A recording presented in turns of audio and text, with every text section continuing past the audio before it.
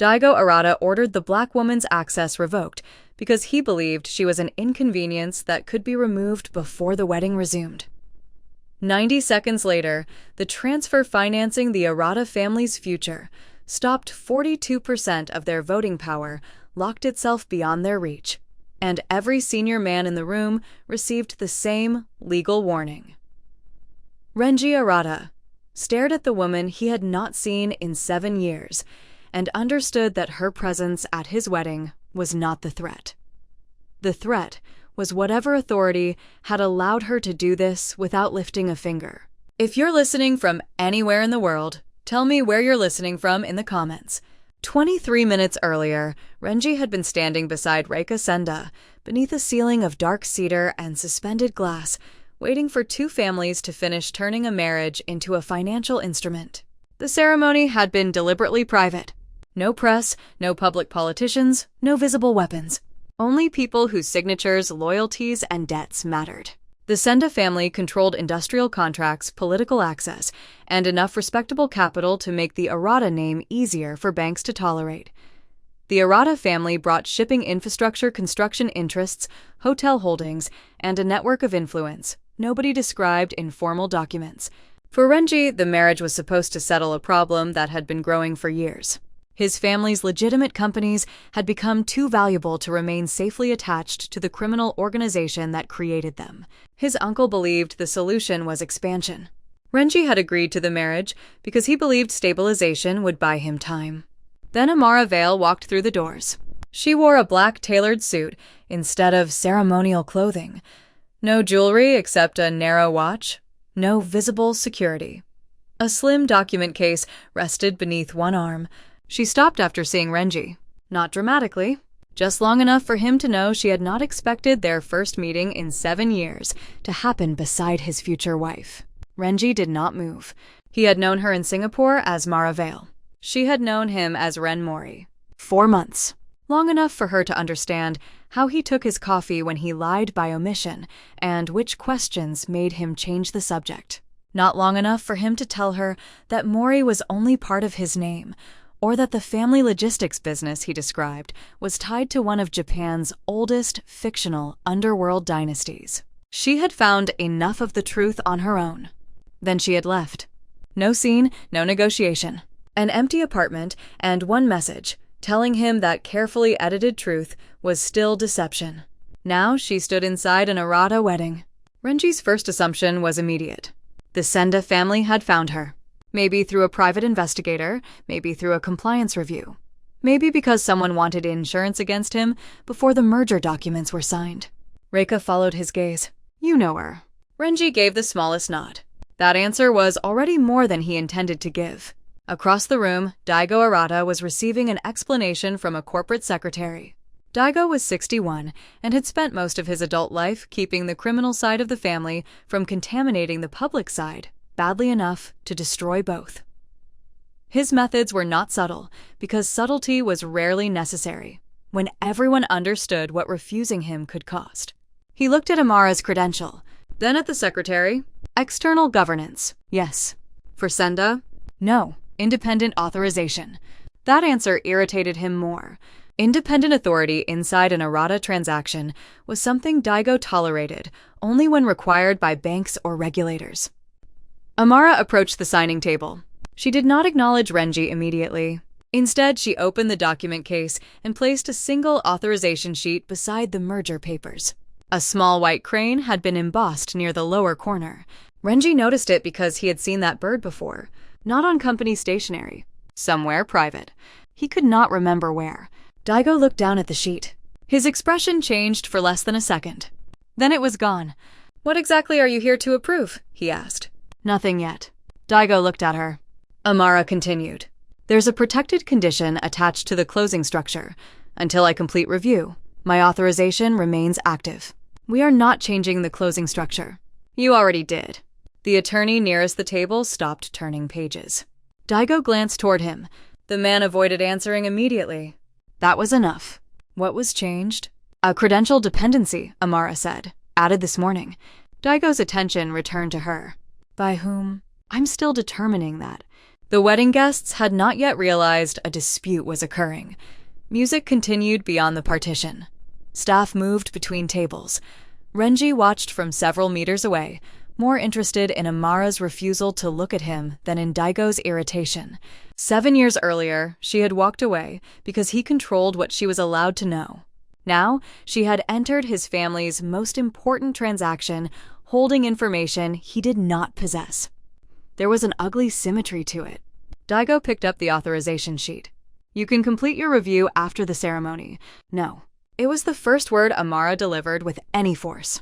Daigo studied her face. "Ms. Vale, this transaction has been reviewed by 3 firms, 2 banks, and both families. You are not delaying it because someone added an administrative dependency." "I'm not delaying anything." "Then authorize it." "I cannot." Daigo handed the sheet to an aide. "Remove her access." Renji finally stepped closer. "Uncle?" Daigo did not look at him. "This is compliance theater. We have a deadline." Amara turned toward Renji for the first time. There was recognition in her face, but no softness.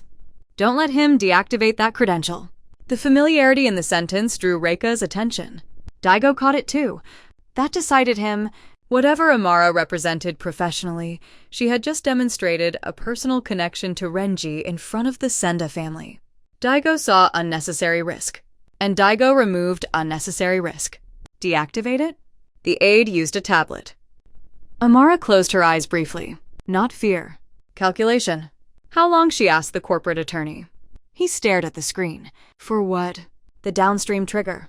Before he could answer, several phones vibrated across the table. Then Renji's. Then Daigo's. A banking representative near the far wall moved quickly toward them. "The closing transfer has been suspended." Daigo looked at him as though he had misunderstood Japanese. "Resume it." "We can't." Another notification arrived. The corporate secretary went pale. Renji opened the alert on his own phone. Protected governance condition breach. Temporary voting restriction activated. He read further. 42%. He read it again. Arata Holdings had not lost those shares. Something stranger had happened. The family could no longer exercise the voting rights attached to them. Daigo took the secretary's phone. "Who authorized this?" The secretary looked at Amara. She had not touched anything since her credential was revoked. "That's not possible," Daigo said. Amara reopened her document case. "It is exactly what I told you would happen." "What did you do?" "I did nothing." Renji believed her. That was what disturbed him. Daigo's own order had triggered the response. He stepped toward Amara. "Reverse it." "I can't." "You activated it." "No, you did." Around them, the wedding had finally begun to notice. Reika came to Renji's side, but made no attempt to interfere. Daigo lowered his voice. "Who do you work for?" Amara looked at him.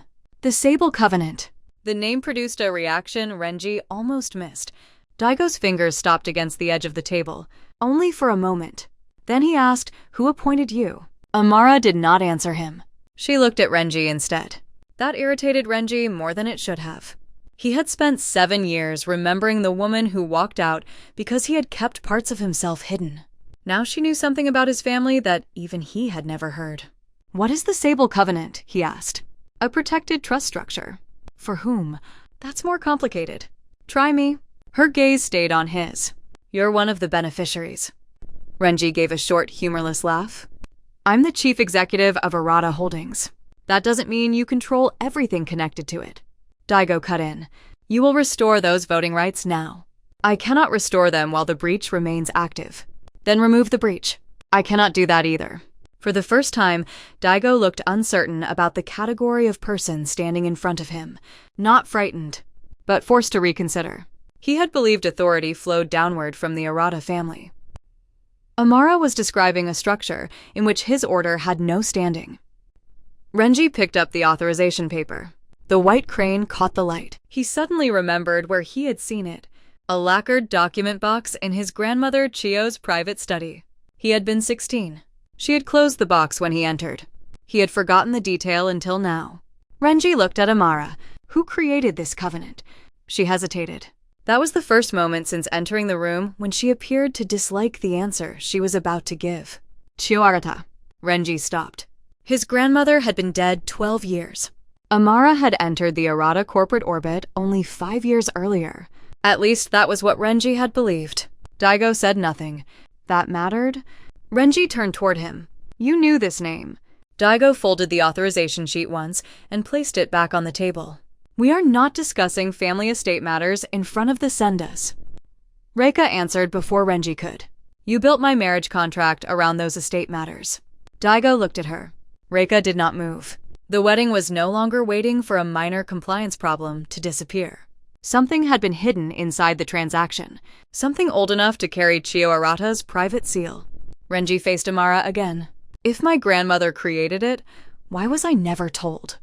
I don't know why she kept it from you, but you know what it does. Some of it.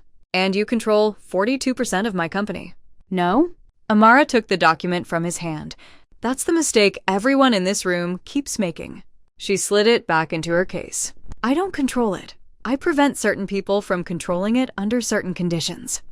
Renji looked toward Daigo. His uncle was already speaking quietly to two attorneys. Then give me access. Amara's answer came immediately. I cannot give you what you think you own. 7 years earlier, Renji had believed Amara left because she discovered who he really was. Standing beside the wedding table, he understood that explanation had been too simple. She had returned carrying his grandmother's authority, his family's hidden restrictions, and legal power over assets Renji had spent his adult life believing were his inheritance. And according to Amara, the covenant had not been created to make sure an Arata heir kept everything. It had been created for the day someone decided he should not. The wedding did not officially end. It simply stopped behaving like one. Within 15 minutes, the musicians were dismissed. Catering staff were moved to the lower floor, and the private ceremonial room became a temporary board chamber. Reika removed the white ceremonial jacket she had been wearing and handed it to an assistant.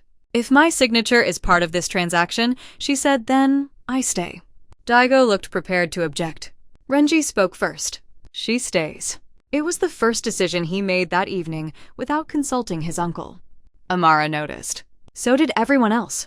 The banking representative confirmed that the frozen transfer could not resume until the governance breach was reviewed.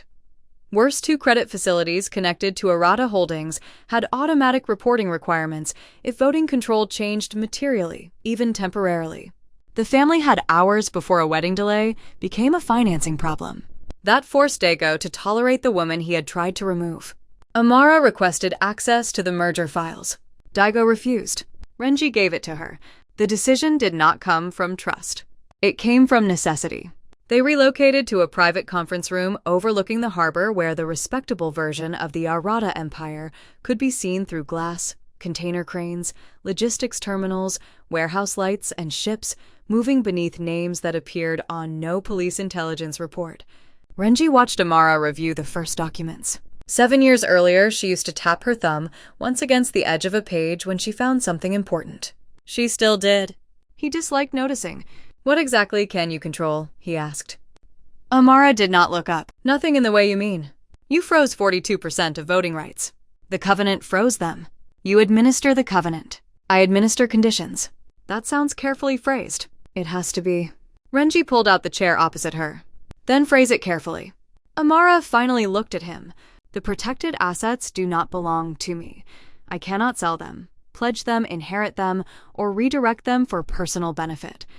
I can approve certain actions if specific conditions are satisfied. I can block others if they are not. So you're a gatekeeper. A temporary one. For my grandmother's assets. For assets she removed from direct family control. That answer changed the problem. Renji had assumed Chiyo created a dormant trust holding private wealth. Amara was describing something built to resist the Arata family itself. Why? I don't know the full answer. Daigo, standing near the far end of the table, gave a short laugh. Convenient. Amara ignored him. Renji did not. You reacted to the name before she explained it. Daigo adjusted his cuff. I knew your grandmother used private estate vehicles. Did you know this one? I knew she disliked concentrating assets. Not a denial. Renji stored that away. Amara slid one of the financing schedules toward the banking attorney. This line was amended this morning. The attorney examined it. A voting certification dependency had been inserted into the closing sequence. The change appeared technical, almost trivial, but it meant Amara's authorization had become part of the transfer chain. Whoever added it had guaranteed that removing her access would trigger a failure. Daigo looked at the Senda legal team. Reika's father was not present, but his counsel denied making the change. Renji turned to Amara. "You knew it had been altered?" "I knew something had. Why didn't you stop the transaction before coming here?" "Because I needed to know whether the dependency was accidental. And now I know someone expected my credential to matter." The answer created a worse question. Someone had built her into the wedding deal before Daigo removed her. Renji stood. "We audit every amendment." Daigo objected immediately. "That could take days. We have hours." "You are treating a marriage alliance like a forensic investigation. It became one when 42% of my voting rights disappeared." Daigo's response was practical, not emotional. "Every hour this remains unresolved increases the chance lenders interpret it as instability." He was right. That was what made him dangerous. Amara spent the next hour tracing amendments through external counsel, while Renji worked the corporate side of the problem. A secondary lender had already contacted Arata Holdings requesting clarification. One of Renji's lieutenants suggested visiting the bank chairman personally. Renji refused. Daigo heard it. "You're going to let them smell weakness." "I'm going to avoid giving regulators a reason to ask why a shipping company needs underworld pressure to explain a governance delay." Amara glanced at him once. No approval, but she registered the choice. Instead of intimidation, Renji authorized disclosure of the temporary voting restriction under confidential lender protections and allowed Amara to draft the explanation. The lender accepted a 12-hour standstill. The immediate problem eased. The price appeared 5 minutes later. The bank demanded independent certification before restoring normal credit access. Renji had solved one threat without criminal leverage, but he had also made Amara's role more important. Daigo understood that too. "This is becoming dependency," he said. Amara closed the laptop. "No. Dependency is when your system cannot function without coercion." Daigo's stare stayed on her. Renji almost smiled. He did not. Later that night, Renji accompanied Amara to one of the harbor administration offices because part of the Covenant records referenced a pension vehicle managed there. The building was almost empty. An elderly dock administrator named Masato Ishii was waiting beside the archive room. When he saw Amara, he bowed to her before acknowledging Renji. That was wrong. Employees of his generation bowed to Arata leadership first. Always. Amara greeted him by name. "You still working this late?" "Only when you bring trouble." It was the first warmth Renji had seen from her all evening. Masato handed over a file box. His eyes moved to the white crane seal on Amara's folder. For a second, his hand rested against the edge of the box. Then he gave it to her. Renji noticed. He said nothing. Inside were records from a pension dispute 4 years earlier. Daigo had attempted to restructure benefits after a failed expansion. The restructuring never happened. Renji remembered being told that a creditor had backed down after internal negotiations. That was not what the records showed. A protected entity had absorbed the exposure. The signature belonged to Amara. Renji looked at the date. "You were involved 4 years ago." "Yes. You told me you entered Arata Matters 5 years ago." "I did?" "How many times have you interfered with my companies?" "Protected them." "Interfered." Amara pulled another file. "Kobe Warehouses, 2 years ago." Renji recognized the deal immediately. A hostile creditor had abruptly accepted refinancing rather than seize the site. He had credited his finance director. Amara had signed the protective structure. Another document. A shipping subsidiary had been isolated from debt months before a related company came under investigation. Again, her authorization. Renji stopped turning pages. "You've been inside my business for years. Parts of it. Without telling me, we weren't speaking." "That is not the point." "It is part of the point." He looked at her. She did not retreat. "You think I was protecting you? Were you?" "No." That answer landed harder than he expected. Amara indicated the pension files. "These people worked here 30 years. Some of them never had anything to do with the syndicate.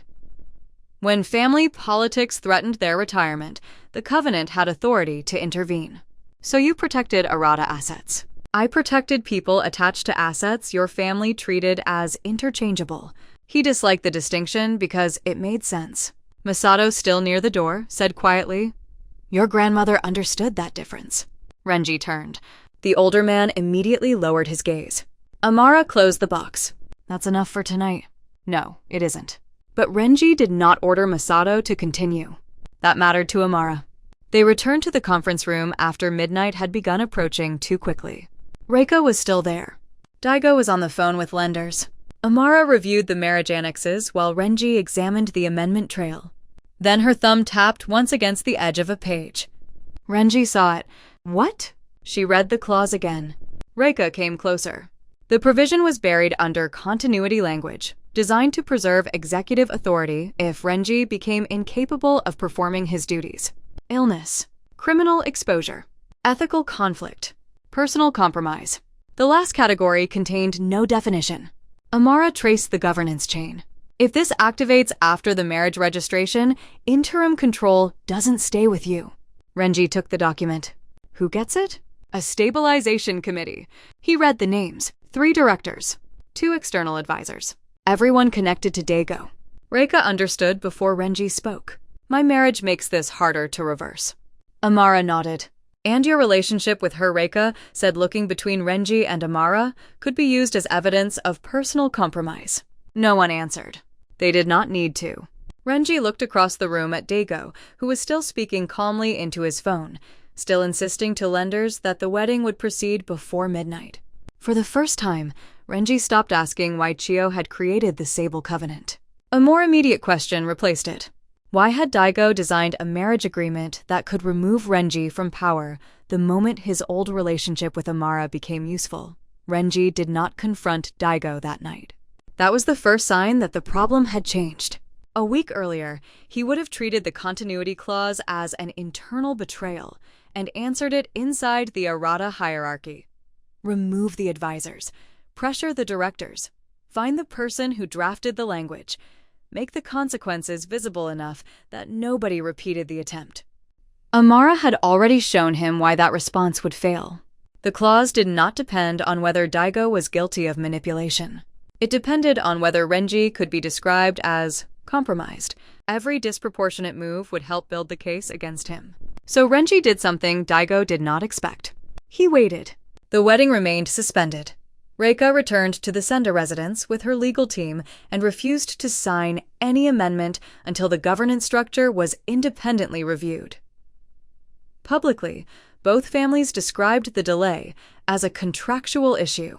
Privately, lenders began asking whether Arata Holdings still had a functioning chain of command. Amara stayed in Tokyo. That decision created the vulnerability Daigo needed. She worked from an executive suite inside Arata Holdings because the Sable Covenant files could not legally be transferred off-site while the voting restriction remained active. Renji gave her access to company records, internal correspondence, and archived transactions his own executives had previously refused to show external auditors. The cooperation was necessary. It was also easy to misrepresent. By the second morning, photographs of Renji and Amara leaving the Harbor Administration building had reached 2 Arata directors. By noon, someone had located old Singapore records connecting Mara Vale to Ren Mori. Daigo did not release them publicly. Not yet. He distributed them selectively. That was more effective. A banker received one set. A board member received another. One of the Senda advisors received a photograph showing Renji entering Amara's Singapore apartment 7 years earlier. No accusation accompanied the files. None was required. The implication assembled itself. Amara had intervened in Arata-linked assets for years. She had protected pension structures, warehouses, and shipping subsidiaries. She now controlled the legal mechanism freezing family voting power. And she had once been romantically involved with Renji. The same record that had made Renji reconsider her integrity could now be framed as evidence that she never had any. Amara learned of the leak through a compliance officer. She read the first forwarded email without visible reaction. Renji watched her finish. How far? 3 directors that we know of, 1 lender, Senda Council. Daigo. Probably. I can stop it. No? He looked at her. Amara placed the phone on the table. You can stop people from forwarding files. I can stop them wanting to. That sentence is exactly why you cannot handle this your usual way. Renji walked to the window. Below them, trucks moved through the container terminal, according to schedules that depended on banks, insurers, customs clearances, and employees who would never know their livelihoods were being argued over upstairs. The leak is designed to discredit you. And you? I don't care what they say about me. You should, the continuity clause does. That ended the argument. For 10 minutes. Then Renji changed tactics. He ordered 2 cars reassigned to Amara. Her hotel floor was placed under private security. Drivers received rotating routes. A technical team began monitoring known threats around her phone and email accounts. He did not tell her. To him, the measures were temporary. Necessary. They lasted 6 hours. Amara discovered them when she tried to dismiss a driver and was told Renji had instructed the man not to leave her unaccompanied.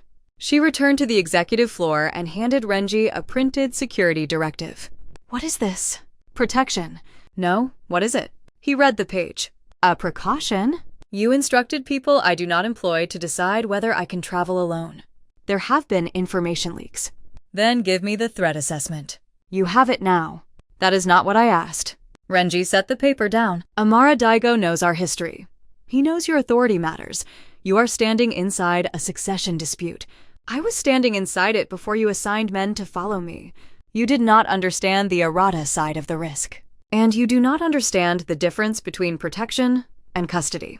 He remained seated. She did not soften the point. If I ask for security, give me security. If I agree to a driver, assign one. If you decide where I can go, because you believe danger makes the decision yours, you are not protecting me.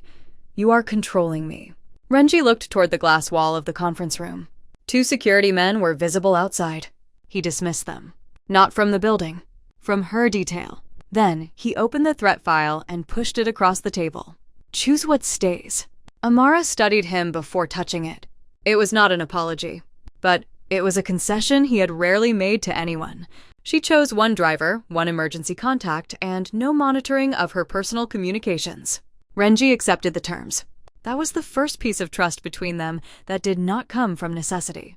Later, while reviewing archived estate correspondence, Amara told him something she had withheld. My mentor handled part of Chio's estate. Renji stopped reading. Your mentor. Eleanor Voss, Governance Council. She brought me into the protected structures 5 years ago. Did she know about us? Eventually. And the Covenant? She knew more than I did. Why didn't you tell me this before? Because until the breach, I was not authorized to discuss how I entered the structure. Renji leaned back. You always have a rule between you and the answer. Yes, convenient. Sometimes. The word irritated him, because it was the same criticism Daigo had made. Amara continued, There are sealed instructions I have never been permitted to open. That got his attention. What releases them? I didn't know. Past tense. She turned the laptop toward him. A white crane mark appeared beside an archival file. 3 conditions had been listed beneath it. Attempted transfer of protected assets. Internal succession challenge. Evidence that criminal liabilities threatened protected legitimate businesses. The first 2 were already satisfied. The third was not. Not officially. That changed the following afternoon. One of Arata Holdings' secondary lenders threatened immediate default after receiving the leaked relationship files. The bank claimed the temporary voting freeze represented governance instability. Daigo advised Renji to let him handle it. Renji refused. He contacted the lender's chairman through a relationship that did not appear in any corporate directory. The conversation lasted 7 minutes. The default notice was withdrawn. The facility remained open. The problem was solved. Then Amara received a message from external compliance.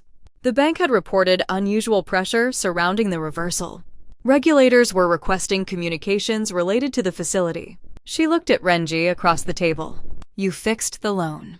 Yes. And proved the clean company still depends on underworld leverage when ordinary governance fails. Renji understood before she finished. The third condition had just been satisfied. The white crane file unlocked. For several seconds, neither of them opened it. The consequence of his power was sitting directly in front of him. He had protected the company, and in doing so, triggered whatever Chio had designed for the day. Criminal authority became a threat to it. Renji reached for the trackpad. His phone rang first, then Amara's, then every executive phone along the floor. Daigo had called an emergency Arata council session. The notice included a formal challenge to Renji's leadership. A second document followed. Amara opened it. Her Singapore history with Renji. Travel records. Photographs. Old lease documents. Enough to establish intimacy beyond dispute. The distribution list included directors, lenders, Senda Council, and the advisors responsible for reviewing Amara's fitness as independent trustee. Daigo had not attacked their safety. He had attacked the credibility of everything they had chosen to trust each other with. And now, the relationship that had allowed them to understand the trap had become part of the mechanism designed to remove them both. The emergency council began without ceremony. Daigo had chosen the old Arata boardroom rather than the corporate tower. That decision was deliberate. The room belonged to the family before Arata Holdings became respectable enough to have glass walls and independent directors. The men seated around the table had spent decades treating loyalty as something inherited, enforced, or purchased. Amara did not belong there by their rules. That was precisely why she attended. Daigo placed the relationship dossier in front of every council member. You are being asked to trust a trustee whose financial decisions benefited a man she had an undisclosed, intimate relationship with. He did not exaggerate. He did not need to. The evidence was real. Singapore leases, travel records, photographs, dates that overlapped with Amara's later involvement in Arata-linked structures. Several directors had already begun asking whether the Sable Covenant could remain valid under her administration. Daigo then turned to Renji. And you have allowed that same trustee access to internal records while your voting authority is restricted. Renji said nothing. Daigo continued, This is not about romance. It is about compromised judgment. That was the strongest argument he had made so far, because it was close enough to the truth to survive scrutiny. Amara had mattered to Renji.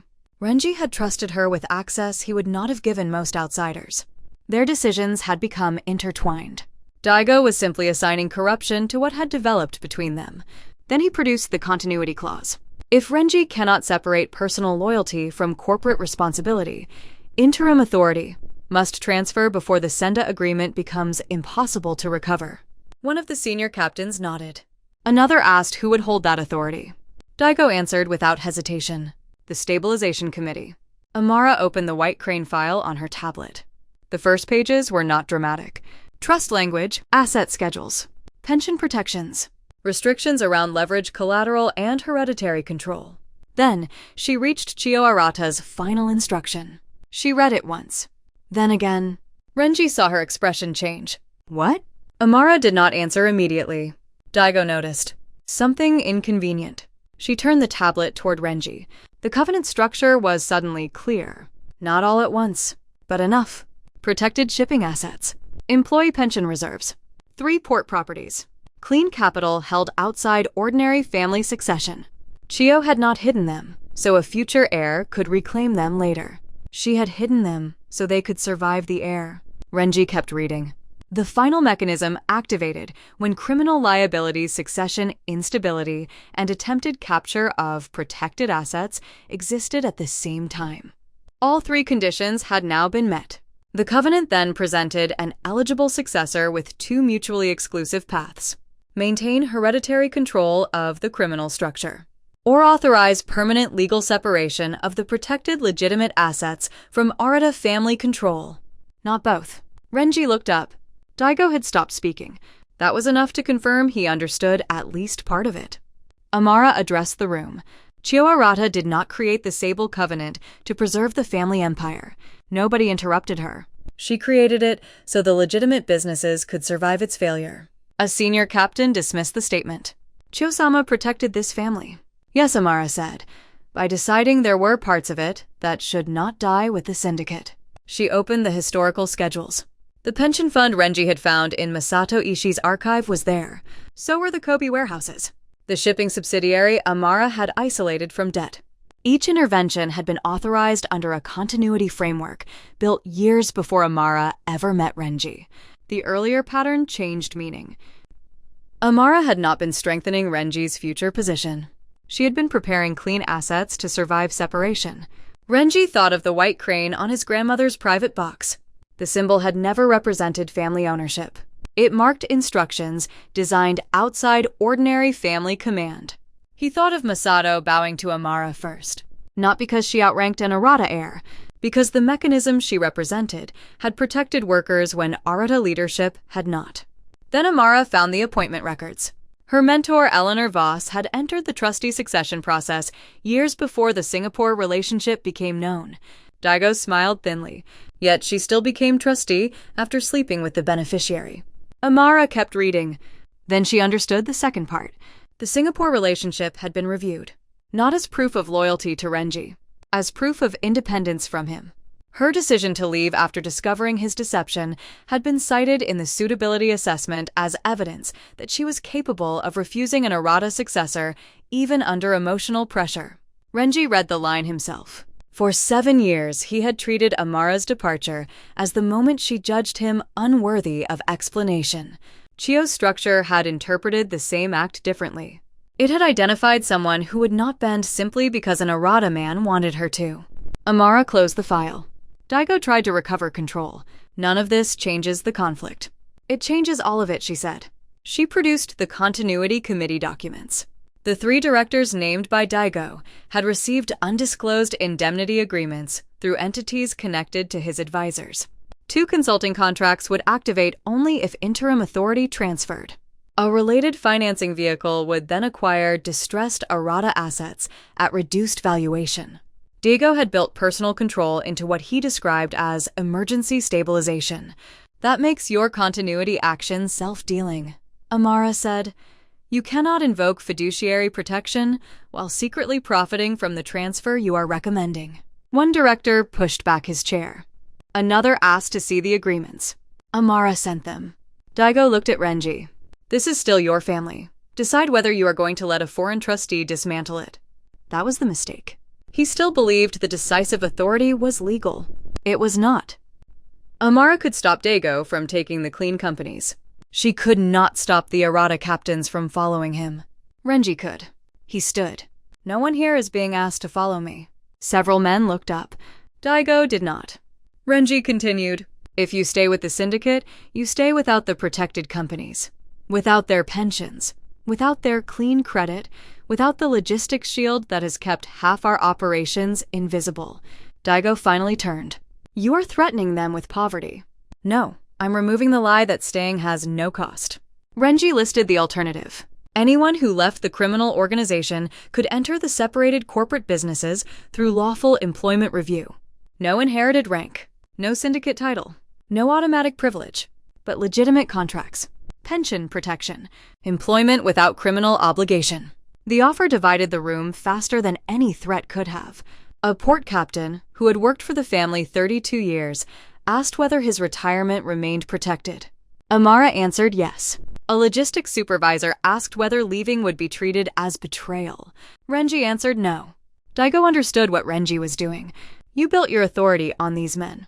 Yes. And now you invite them to abandon it. Yes. There was no speech after that. One captain removed his Arata pin and placed it on the table. Then another. Not everyone followed. Enough did.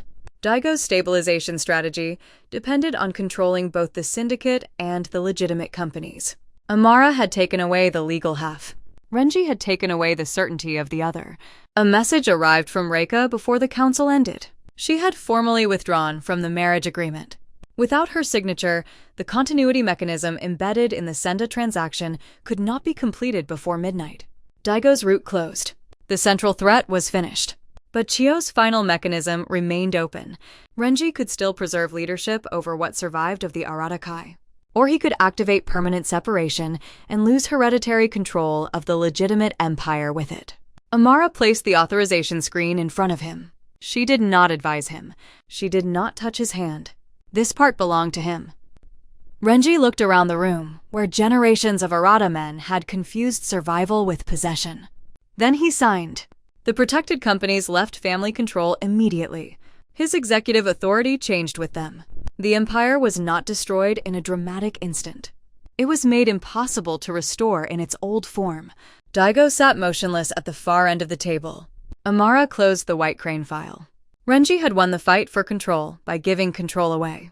And when the room finally emptied, He and Amara were left facing the consequence. Neither had yet decided how to survive. The crisis that forced them together was over.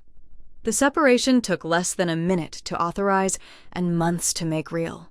By morning, however, the part that mattered most could no longer be reversed.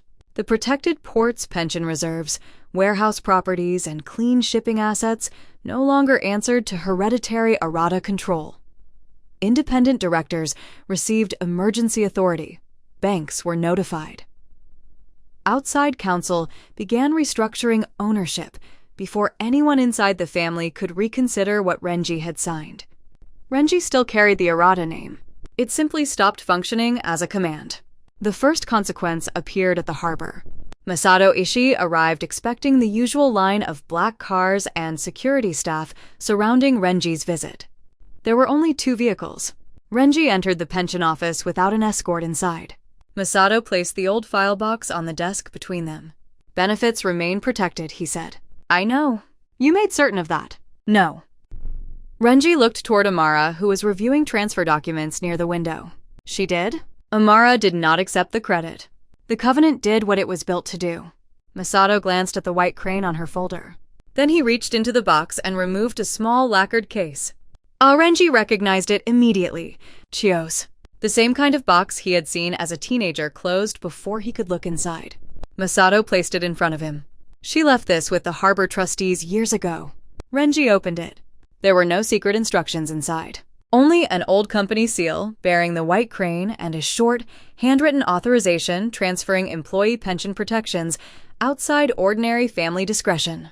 The symbol that had once looked like evidence of hidden family privilege turned out to mark the opposite. A boundary. Renji closed the box. He did not take it with him. "Keep it here." Masato nodded. That choice meant more than preserving an artifact. It meant Renji had stopped treating every piece of Chio's legacy as something he was entitled to reclaim. Daigo's decline was quieter. Amara's evidence moved from the emergency council to independent counsel and then to regulators. The indemnity arrangements, consulting contracts, and financing structure he had concealed behind the stabilization committee were enough to remove him from every legitimate board position connected to Arata Holdings. The criminal side was less formal. Some captains remained loyal to him, but loyalty became expensive once the clean companies were no longer available to absorb losses, provide employment, or protect retirement. Men who had spent decades claiming they would never abandon the Arata organization began asking practical questions. Who paid medical coverage now? What happened to their legitimate salaries? What would their families inherit besides obligation? Daigo had built authority on the assumption that leaving meant losing everything. Renji had destroyed that assumption. That was the wound Daigo could not repair. Reika ended the engagement publicly 3 days later. She did not accuse Renji of betrayal or present herself as the abandoned fiancé. Her statement described the marriage agreement as structurally compromised and confirmed that the Senda family would not participate in a transaction whose governance provisions had been manipulated without full disclosure. It protected her reputation. It also denied both families the chance to turn her into an explanation for what happened. When Renji called her afterward, the conversation lasted less than 2 minutes. "You should have read the annex yourself," she told him. "I should have. And I should have read what my signature was being used to secure." Yes, there was no apology dramatic enough to repair a marriage that had never been built on intimacy. There was only recognition. They ended the call without resentment. Amara's consequence came later. The independent review cleared her of manipulating the Covenant for Renji's benefit. The chronology was too strong to dispute. Her authority had begun years after Chio created the protected structure, and the trustees' succession process had already been underway before anyone formally examined her past relationship with Renji. But legal innocence did not erase perception. Amara knew what every future board dispute would look like if she remained. Renji knew too. He expected her to fight for the position. Instead, she resigned. "You don't have to," he said. "Yes, I do. The review cleared you. That is not the same as preserving the institution." He disliked the answer because it sounded like another rule taking her away from him. This time, he did not argue. The resignation became effective after the final asset transfers were complete. With one signature, Amara lost the authority that had frozen the Arata wedding and forced senior men to listen when she spoke. She appeared relieved. Renji found that difficult to understand. For most of his life, losing authority had been treated as failure. For Amara, giving it up at the correct moment was part of doing the job properly. 2 nights later, she came to his temporary office overlooking the harbor. There was no council meeting, no trustee review, no emergency. That made the conversation harder. Renji placed a small encrypted device on the desk. Amara recognized it. The security system. The part that monitored threats around you. Her expression changed slightly. I thought we resolved that. We did. He slid the device toward her. My administrator access is gone. She picked it up. You deleted it. Transferred control to you. You could recreate access? Not without your authorization. Amara inspected the settings. He had done exactly what he claimed. One driver remained available because she had chosen that arrangement. One emergency contact remained active. Nothing else. Renji watched her set the device down. I spent most of my life believing responsibility meant deciding before other people had the chance to make the wrong choice. That sounds like Dago. I know. The admission required no defense afterward. That was new. Amara looked around the office. It was smaller than the room Renji had occupied the previous week. His name remained on the door, but the new board could remove him by vote. There were no armed men outside. No family council waiting downstairs. What happens now, she asked. With the company, with us. Renji could have offered her a role. He could have asked her to remain as advisor consultant or something equally respectable that would keep her professionally tied to him. He did none of those things. I don't want you staying because you think I gave something up for you. You didn't. I know. You gave it up because keeping it meant becoming what Daigo wanted. Yes. Amara waited. Renji continued.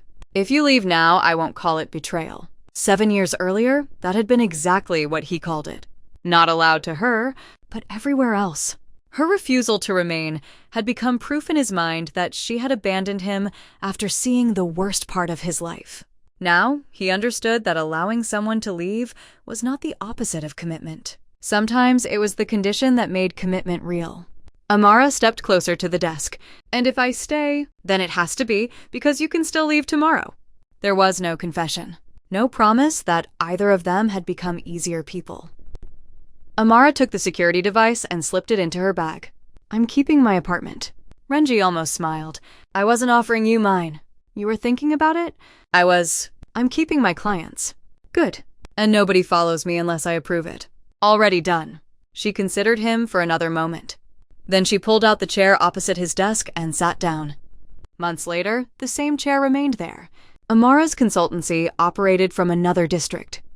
Renji continued running the logistics company under a board that disagreed with him often enough to remind him what accountability felt like. Some nights they did not see each other. Some weeks, the history between them still found new ways to become inconvenient. One evening, Amara entered the harbor office using her own access card. No guard called Renji. No driver reported her arrival. He looked up from a shipping report.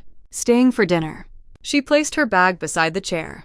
Yes. Outside, the harbor continued operating under names, contracts, and protections, no longer owned by a dynasty. Inside, neither of them owed the other obedience. Love became possible only after power stopped deciding who was allowed to leave. Subscribe and tell me in the comments where you're listening from and what you think really changed them.